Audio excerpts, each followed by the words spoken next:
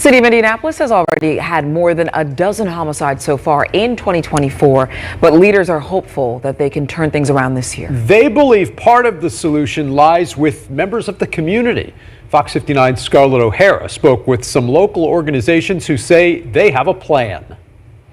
Conflict. It's something we can't avoid, and it's across the city in small to kind of severe situations, and we really do get that entire spectrum. In plenty of Indianapolis homes, you'll find people who regularly fear for their safety. But pockets of some neighborhoods have seen so much violence over the years that the occasional echoes of nighttime gunfire no longer wake those who live there. And so a lot of times what we find is people, one, don't necessarily have or have been taught the skills to resolve conflict. Two, they sometimes just need somebody to listen. Before the spirit of self-improvement fades this January, several of the city's core community-based organizations hope to recruit dozens of volunteers to put at least one pair of boots on the ground in each of the 99 neighborhoods. The average rate of a mediation where a conflict doesn't reoccur is 86%, and that's a huge number. The Indy Center for Conflict Resolution trains mediators to intervene when issues arise between neighbors, landlords and tenants, even family members, with the goal of proactively addressing violence. We get those calls, we take them in intake,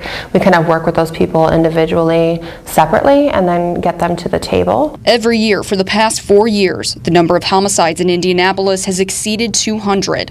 These groups aim to plant preventative seeds in the streets to bring that number down. For example, the Indy Peace Fellowship targets people who've experienced violence, whether as a victim or perpetrator, and provides them with an 18-month intensive program led by a coach who helps them navigate life. Could be anything from getting a driver's license, getting housing, but we're looking at the social issues that actually impact them. And when Indy Public Safety Foundation volunteers are faced with situations they can't handle on their own, like domestic violence disputes or mental health struggles, they'll find someone who can. Most of those social determinants of health and those quality of life issues that affect violence, we have somebody internally we can make a referral to and work alongside of them to resolve that situation. In Indianapolis, Scarlett O'Hara, Fox 59 News.